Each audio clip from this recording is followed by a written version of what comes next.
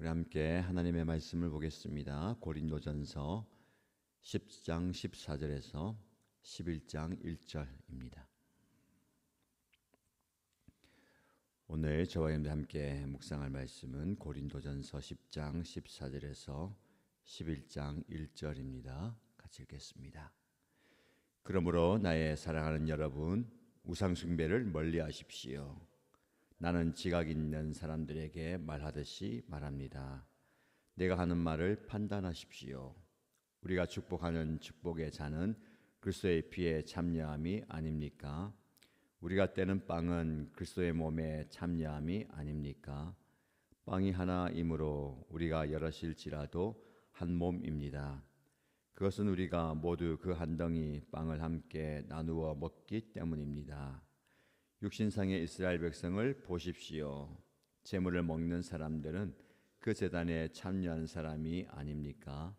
그러니 내가 무엇을 말하려는 것입니까? 우상은 무엇이고 우상에게 바친 제물은 무엇입니까? 아무것도 아닙니다. 이방 사람들이 바치는 제물은 귀신에게 바치는 것이지 하나님께 바치는 것이 아닙니다. 여러분이 귀신과 친교를 가지는 사람이 되는 것을 나는 바라지 않습니다. 여러분은 주님의 잔을 마시고 아울러 귀신들의 잔을 마실 수는 없습니다. 여러분 주님의 식탁에 참여하고 아울러 귀신들의 식탁에 참여할 수는 없습니다. 우리가 주님을 질투하시게 하려는 것입니까? 우리가 주님보다 더 힘이 세다는 말입니까? 모든 것이 다 허용된다고 사람들은 말하지만 모든 것이 다 유익한 것은 아닙니다.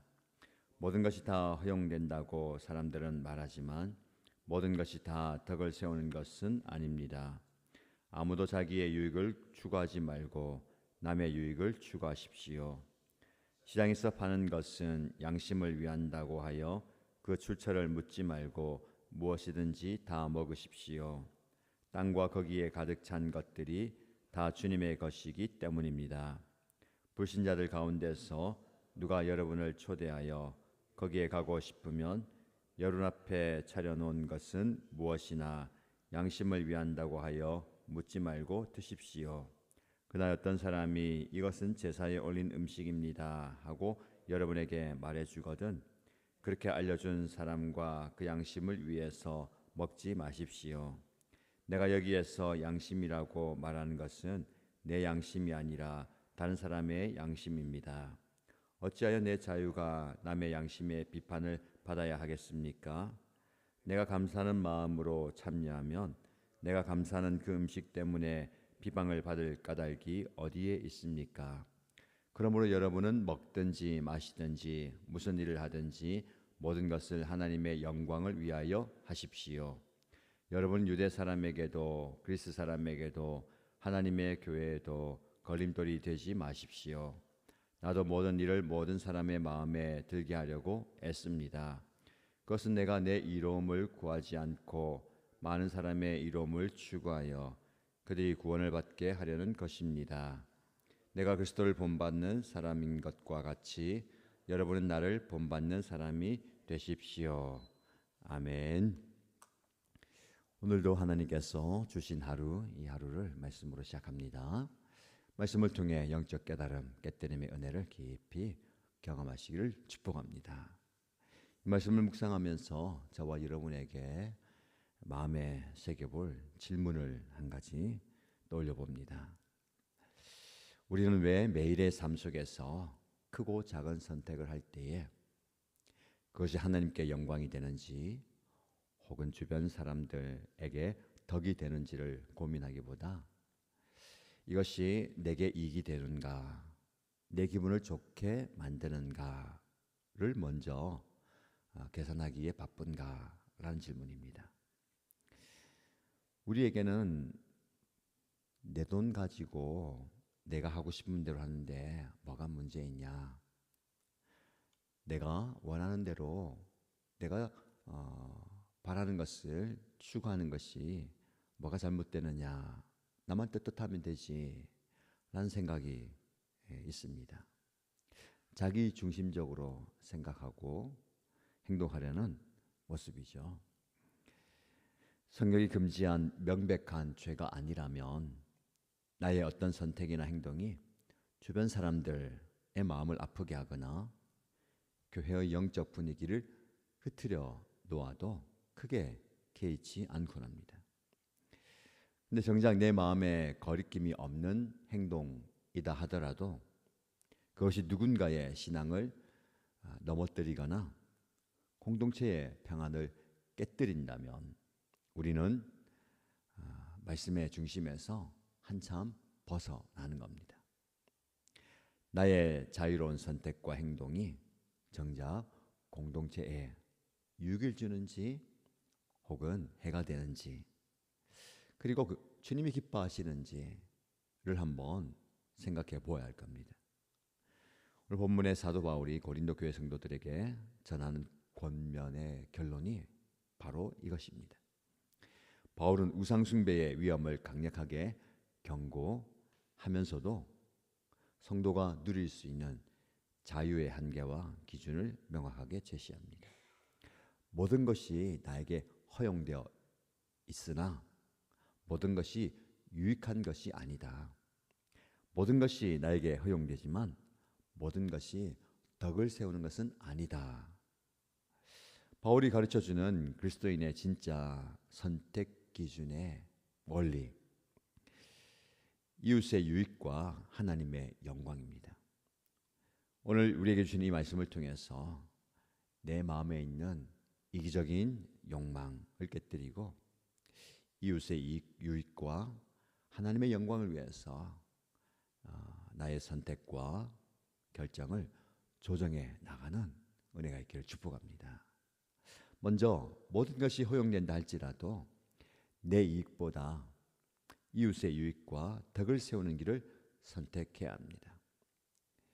23절, 24절 말씀인데요. 모든 것이 다 허용된다고 사람들은 말하지만 모든 것이 다 유익한 것은 아닙니다.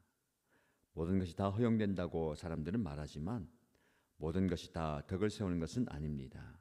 아무도 자기의 유익을 추구하지 말고 남의 유익을 추구하십시오. 바울은 우상에게 바쳐진 고기를 먹을 수 있는 지식과 자유가 누구에게나 주어졌다. 그러나 그렇다 하더라도 그 자유를 사용하는 큰 원칙을 제시합니다.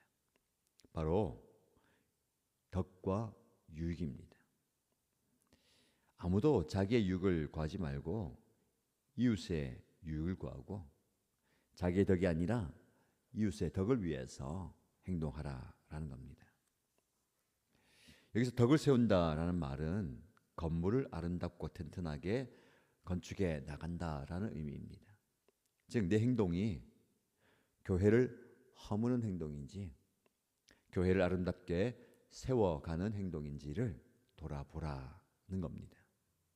진짜 성숙한 성도는 내 이익을 구하는 사람이 아니라 이웃의 영혼을 살려내므로 하나님의 공동체를 건축해 나가는 건축가입니다.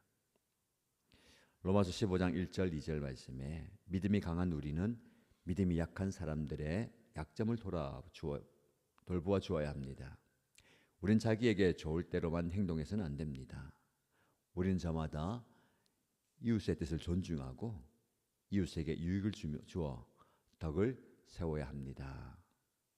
로마서에서 바울이 믿음이 강한 자들이 자기 좋은 대로 행동하지 말고 이웃의 뜻을 존중하고 그들에게 유익과 덕을 세우라고 권면합니다. 여러분 혹시 여러분의 가정과 목장에서 삶의 현장에서 공동체 안에서 내 생각, 내 방식 따르는 것이 옳다라면서 내 편함을 주장하다가 지체들의 마음에 생채기를 내지는 않습니까? 내 기쁨보다 내 만족보다 중요한 것은 공동체의 유익입니다. 내 유익을 구하던 손길을 잠시 멈추고 이웃의 영혼을 든든히 세워가고 하나님의 교회 공동체를 아름답게 세워가는 저와 여러분 되시길 축복합니다. 두 번째, 우리는 먹든지 마시든지 무엇을 하든지 오직 하나님의 영광을 위하여 살아야 함을 깨닫게 됩니다. 10장 31절 말씀입니다. 그러므로 여러분은 먹든지 마시든지 무슨 일을 하든지 모든 것을 하나님의 영광을 위하여 하십시오. 바울은 성도의 삶의 모든 영역, 즉 가장 사소하고 일상적인 부분까지도 하나님의 영광이라는 삶의 궁극적인 목적이 스며들어야 함을 이야기합니다. 당시 고린도 성도들에게는 시장에서 파는 고기를 사 먹는 일, 이웃의 초대를 받아가서 그곳에서 음식을 먹는 일 등 매일의 식사 자리가 시험거리고 논쟁거리였습니다. 이에 대해서 바울이 명백한 기준을 제시합니다. 음식을 먹는 본능적인 행위조차도 혹은 마시는 일이나 직장에서의 일까지도 그 목적이 하나님의 영광이 되어야 한다라는 겁니다. 내 행동을 통해서 세상 사람들이 하나님의 살아계심을 보고 하나님의 선하심을 보고 하나님의 이름을 빛내고 있다면 그게 바로 하나님의 영광을 위하여 사는 삶입니다. 교회 안에서 거룩한 성도로 살아가는 것, 그것은 당연한 것이고 어쩌면 쉬운 일일 수 있습니다. 그러나 우리의 가정에서, 일터에서, 시장에서 장사하고 사람을 만나는 그 현장에서 세상 사람들과 똑같이 내 감정을 앞세우고 내 이익을 앞세우는 것, 그러면서 하나님의 영광을 가리고 있지는 않습니까? 그래서 우리는 우리의 가장 사소한 삶의 자리를 항상 점검해야 됩니다. 언어 습관 하나하나도, 물질을 쓰는 그 씀씀이 하나하나도, 사람을 대하는 그 관계 안에서도 하나님의 영광이 선명하게 드러나는 삶을 살아야 하는 겁니다. 이 말씀을 기억하십시오. 먹든지 마시든지 무슨 일을 하든지 모든 것을 하나님의 영광을 위하여 하십시오.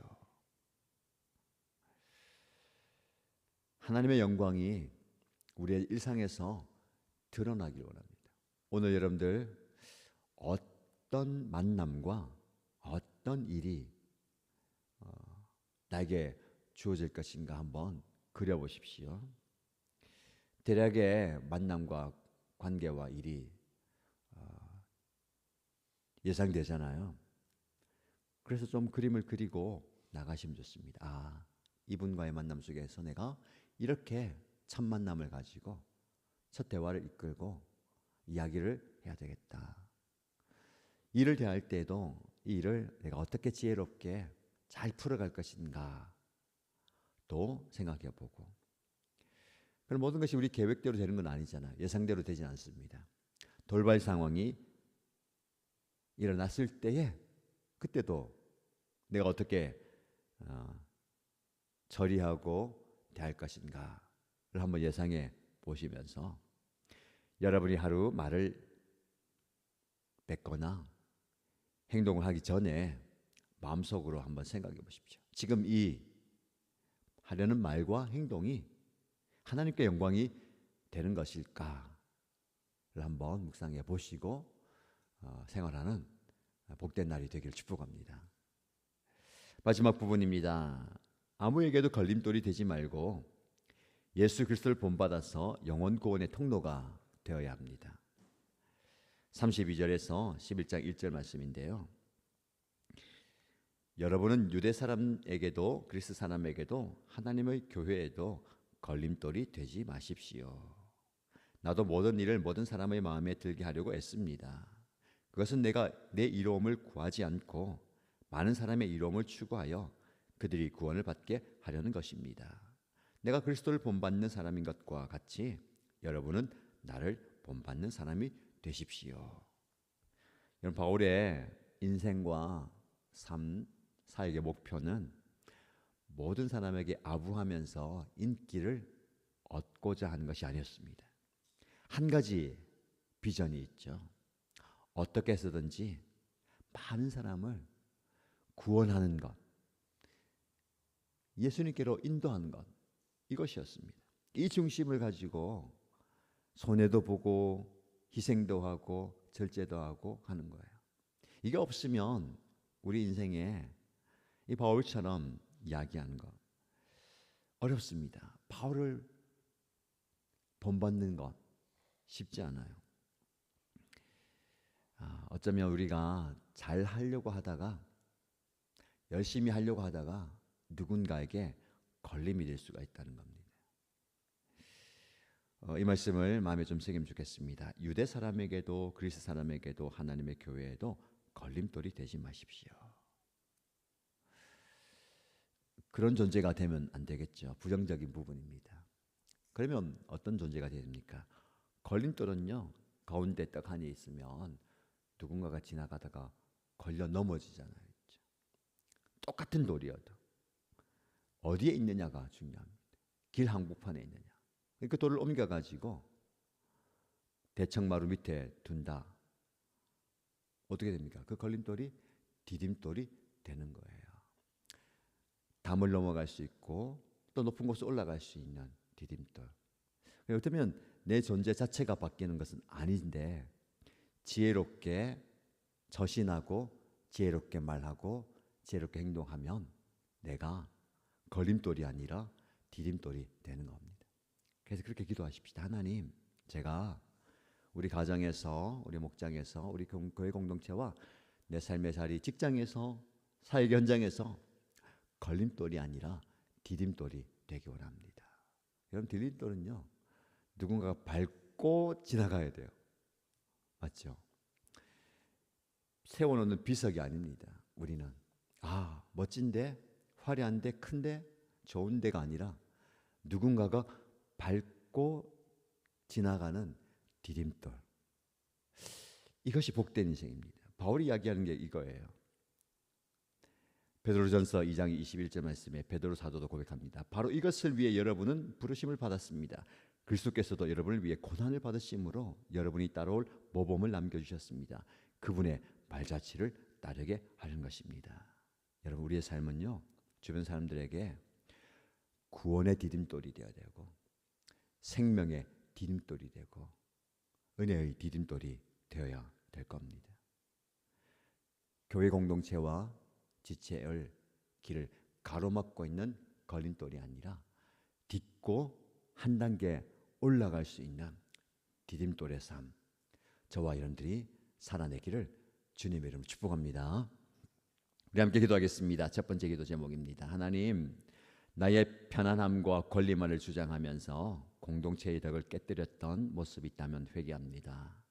모든 선택의 자리에서 내 유익이 아니라 이웃의 유익을 먼저 구하면서 주님의 몸된 교회를 아름답게 세워가는 성숙된 모습을 주옵소서라고 기도하십시다. 두 번째 기도 제목입니다. 주님, 교회 밖 일상의 삶 속에서도 하나님의 살아계심과 영광을 드러내지 못했던 저의 삶을 용서하시고 먹든지 마시든지 무슨 일을 하든지 나의 사소한 말과 행동이 오직 하나님의 영광을 드러내는 삶이 되기 원합니다 라고 기도하십시다.